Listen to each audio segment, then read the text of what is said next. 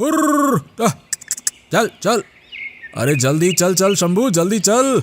हमें सारा खेत जोतना है और कल हमें माधव सेठ का भी खेत जोतने के लिए जाना है। जल्दी चल। हुर्र।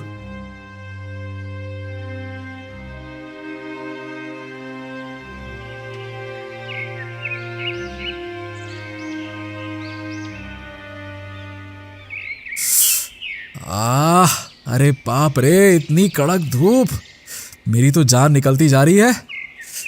हाँ, थोड़ा सा पानी पी लेता हूँ, फिर आराम से जुताई कर लेता हूँ।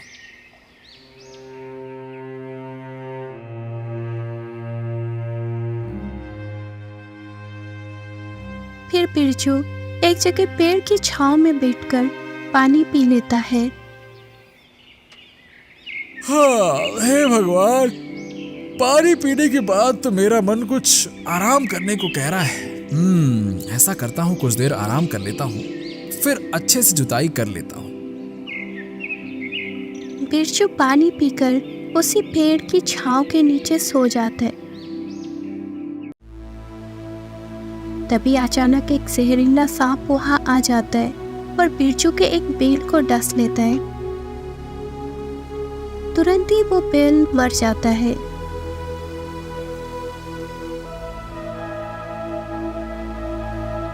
हाँ, अरे राम राम, पानी पीने के बाद तो मेरी आंख लग गई। चलो, अब सारा खेत जोतना है।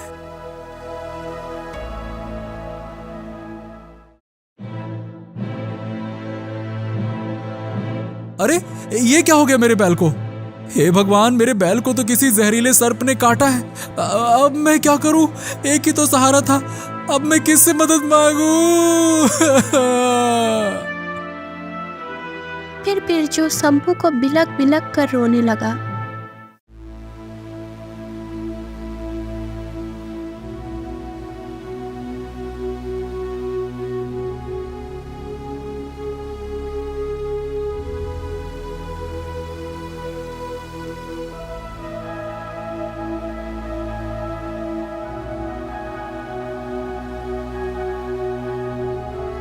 क्या हुआ बिरजू, तुम रो क्यों रहे हो?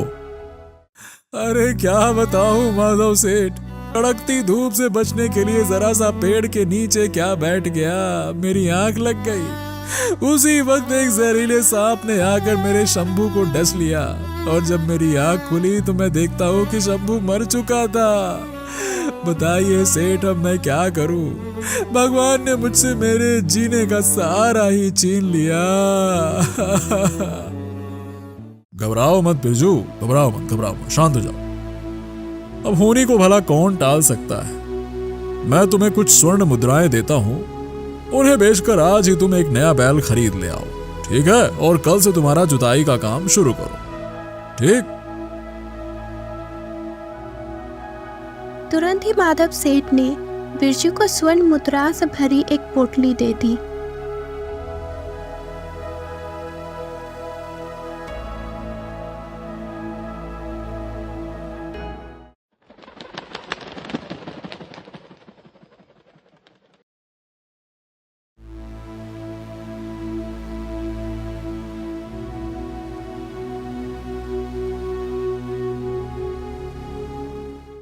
हाय हाय, मैं तो लुट गया, मैं तो मर गया। मैं क्या खाऊंगा और अपने बच्चों को क्या खिलाऊंगा?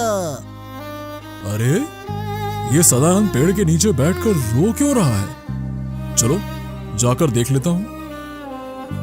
क्या हुआ सदानंद, इतने जोर जोर से क्यों रो रहे हो? ऐसी कौन सी आफत आ गई तुम पर? अरे क्या बताऊं माधव सेठ, अरे परसों ही खेत में अनाज के बीज बो दिए थे, लेकिन आज आकर देखता हूँ तो सारे अनाज के बीज कबूतर और चिड़िया खा चुके हैं। अब दोबारा बीज बोने के लिए घर में बीज ही नहीं है और ना ही खरीदने के लिए पैसे।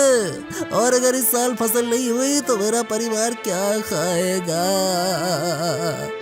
अब तुम ही बताओ मैं क्या करूं? अरे इसमें रोने की क्या बात है सदानंद? ऐसा करो कि तुम कुछ पैसे रख लो, ठीक है? और उन पैसों से अनाज के बीज खरीद कर दोबारा खेत में डाल दो। और याद रहे, जब तक फसल पैदा होके काटने नहीं आते तब तक उसकी देखभाल करोगे, ठीक है?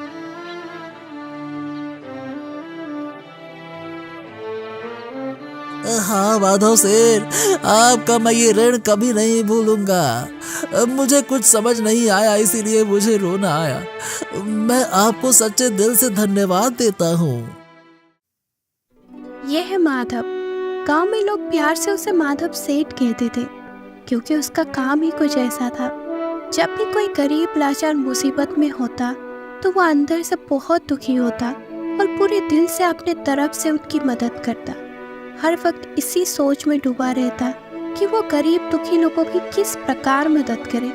जब भी वो किसी की मदद करता तब लोग उसे भर भर के दुआएं देते, जिससे माधव सेठ बहुत खुश होता। लेकिन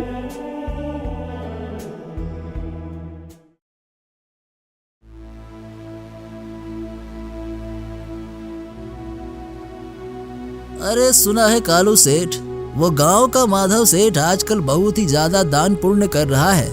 अपने आप को बहुत बड़ा समझ रहा है। 4 पैसे के आ गए खुद को राजा महाराजा समझ रहा है। हाँ हाँ, जानता हूँ। खुद को बड़ा 30 मार खां समझता है ना वो। जरा सा दान क्या करने लगा, खुद को कर्ण के भांति दानवीर समझने लगा। उसको तो मैं देख ही लूंगा।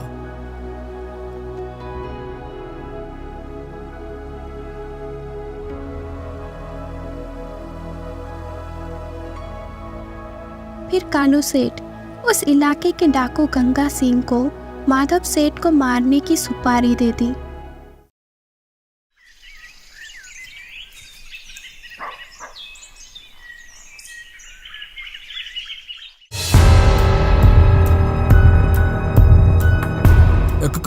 कौन?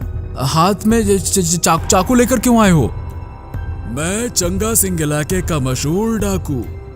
50-50 कोस दूर जब रात में बच्चे रोते हैं ना, तो उनकी माएं मेरा नाम बताती हैं कि सो जा, नहीं तो चंगा सिंह आ जाएगा। फिर वो बच्चा सोता नहीं, फिर जोर जोर से रोता है।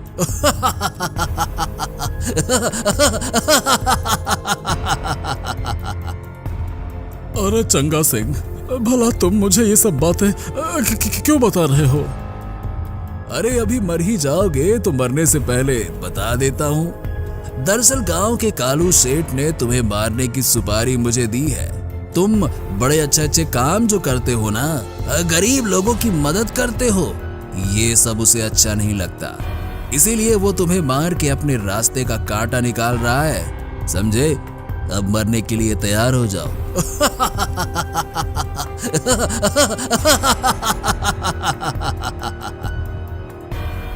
इतना सुनते ही माधव सेठ वहां से जी जान से भागता है, ये सोचकर कि आज उसका अंतिम दिन है।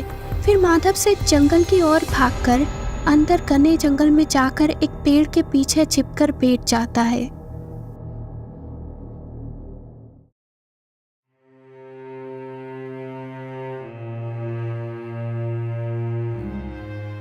अरे ये कौन है जो पेड़ के नीचे बैठकर रो रहा है? कोई मनुष्य बड़ी मुसीबत में लगता है। चलो चलो उसे जाकर रोने का कारण पूछती हूँ।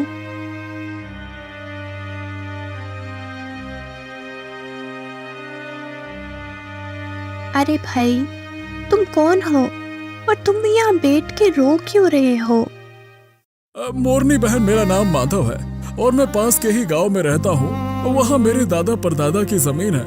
मैं उसी में खेती का काम करता हूँ और जो भी भगवान की कृपा से मुझे मिलता है उसमें से मैं कुछ गरीबों में बांटता हूँ। जब भी कोई मेरे पास मदद मांगने आता है तब मैं उसकी मदद करता हूँ।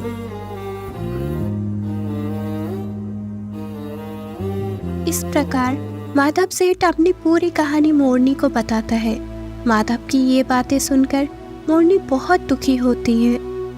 अरे माधव भैया, घबराने की कोई बात नहीं है। यहाँ से कुछ ही दूरी पर गगनगिरी पर्वत पर एक तपस्वी बाबा रहते। मैं तुमको वहाँ लेकर जाती हूँ। वो जरूर कुछ ना कुछ तो समस्या का हल निकाल ही देंगे।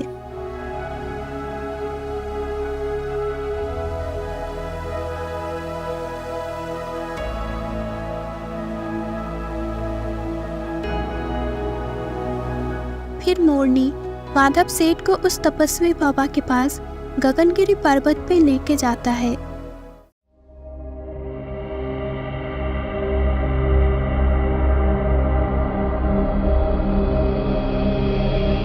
बाबा, आंखें खोलिए बाबा, आपके चरणों में एक मनुष्य सहायता मांगने के लिए आया है। उठिए बाबा, आंखें खोलिए बाबा।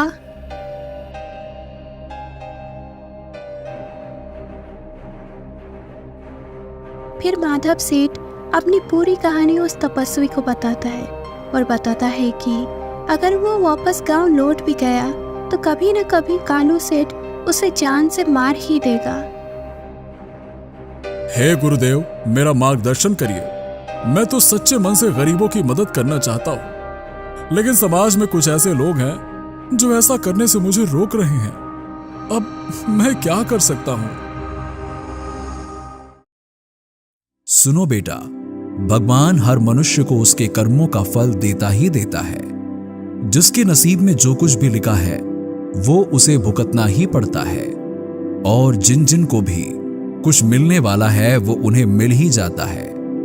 अगर तुम्हें जरूरतमंदों की मदद करना ही है तो मैं तुम्हें एक वरदान देता हूं, जिससे कि तुम एक चमत्कारी तोते के रूप में बदल जाओगे।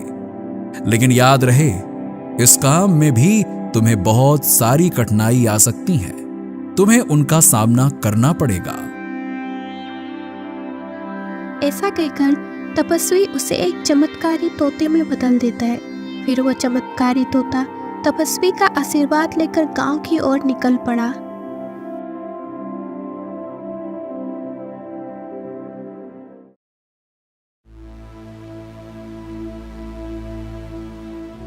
हाँ, 2 दिन से काम ढूंढ रहा हूँ, काम ही नहीं मिला। घर पर बच्चे भूख से तड़प रहे हैं। घर में खाने के लिए अनाज का दाना तक नहीं है। हे भगवान, ऐसे में मैं क्या करूं?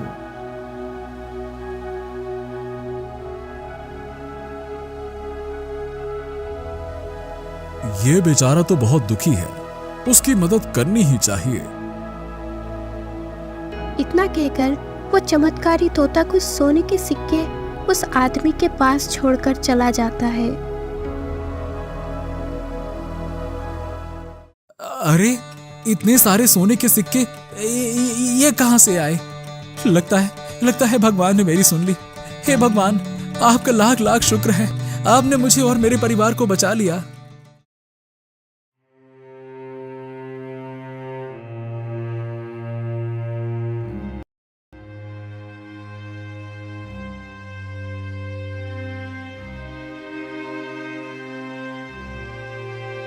हे प्रभु, कुछ तो दया करो। आज भी एक भी मछली जाल में नहीं फंसी। अगर रोज रोज ऐसा हुआ तो मेरा परिवार मर जाएगा। अब आप ही कुछ मेरी मदद करो। तभी पेड़ पर बैठा चमत्कारी तोता ने बहुत सारी मछलियां और स्वर्ण मुद्राओं से भरा एक पोटली दे देता है। अरे वाह, ये तो चमत्कार हो गया। लगता है भगवान ने मेरी सुन ली। जल्दी से जाकर घर में बता देता हूँ।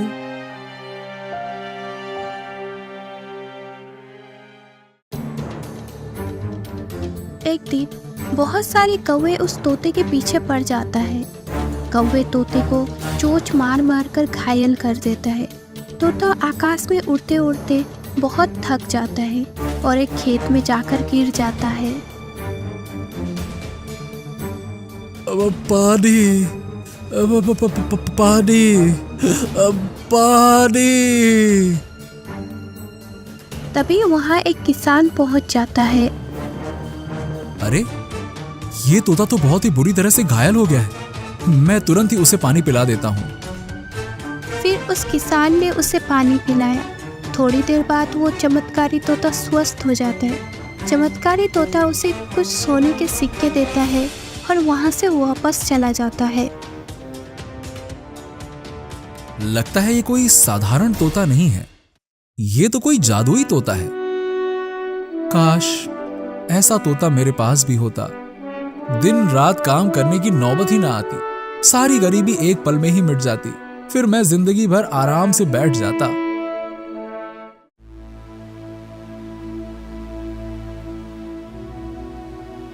अरे भाई पता है, कल जब मैं पेड़ के नीचे बैठा था तब किसी ने मेरे पास आकर सोने के सिक्के छोड़ दिए और चला गया। अरे सुनो सुनो, मेरे साथ भी कुछ ऐसा ही हुआ है। जब मैं मछलियां पकड़ने तालाब के किनारे गया था तब मेरे पास भी कोई बहुत सारी मछलियां और सोने के सिक्के छोड़ गया। अरे भाई लोग, सोने की मोहरें तो मुझे भी मिली हैं, लेकिन ये कोई और नहीं बल्कि एक चमत्कारी तोता है। कल जब मैं खेत में काम कर रहा था तब मुझे वो तोता तड़पता नजर आया। फिर मैंने उसे पानी पिलाया, फिर उसने मुझे सोने की मुद्राएं दी। ये एक जादुई तोता है जो सबको सोने की मुद्राएं दे रहा है। भाइयों, अगर हम सब मिलके उसे पकड़ लेते हैं तो हमारी तो निकल पड़ेगी। फिर हमें काम करने की जरूरत नहीं, सारी जिंदगी बैठ के आराम से खाते रहो। क्या कहते हो? बात तो तुमने एकदम सही कही है भाई। अगर ऐसा हुआ तो हमें कुछ काम करने की जरूरत ही नहीं। फिर वो तीनों उस चमत्कारी तोते को पकड़ने निकल पड़ते हैं। कुछ समय ढूंढने के बाद उन्हें वो तोता एक जगह दिखाई दिया। हाँ, वो रहा, वो उधर बैठा है। पकड़ो पकड़ो पकड़ो, कहीं भाग न जाए। अरे पकड़ो, भागो, पकड़ो। तोता उन्हें देखकर आकाश में उड़ने लगा। पकड़ो पकड़ो, वो जाने ना पाए। अरे पकड़ो। अरे रुक जा तोते, कहाँ तक भागेगा? हे सोने की मुहर देने वाले तोते, रुक तो जा। अरे रुक जा सही। हे भगवान, ये कैसी मुसीबत आ पड़ी है। मैं तो इन लोगों की मदद करना चाहता था, लेकिन ये सारे तो मुझे ही पकड़ने पर तुले हैं। अगर मैं इनके हाथ में आ गया तो मुझे हमेशा के लिए बंदी बनाकर रखेंगे। हे भगवान, बचाइए गुरुदेव, मुझे बचाइए।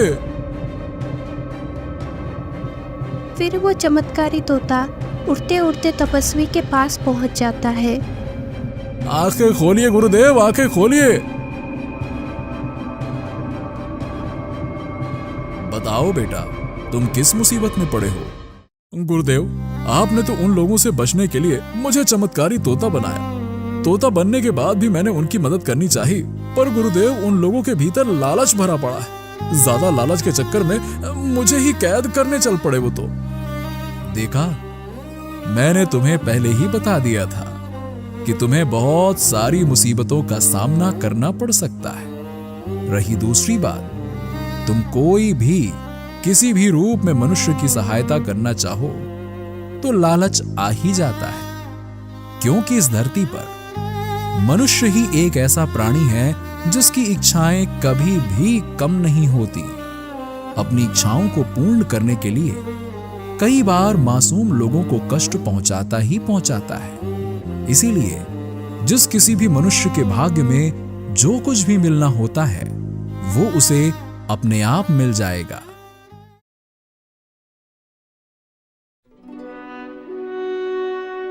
फिर तपस्वी उसे उसके मूल रूप में लाते हैं। माधव सेठ अब समझ चुका था कि इस धरती पर जिस किसी के नसीब में जो कुछ भी लिखा है वो उसे मिल ही जाएगा। उसे चिंता करने की कोई बात नहीं है और उसे अपने कर्म करते रहना चाहिए। उसी दिन से माधव सेठ अपने घर वापस ना जाके तपस्वी के चरणों में सेवा करता रहा।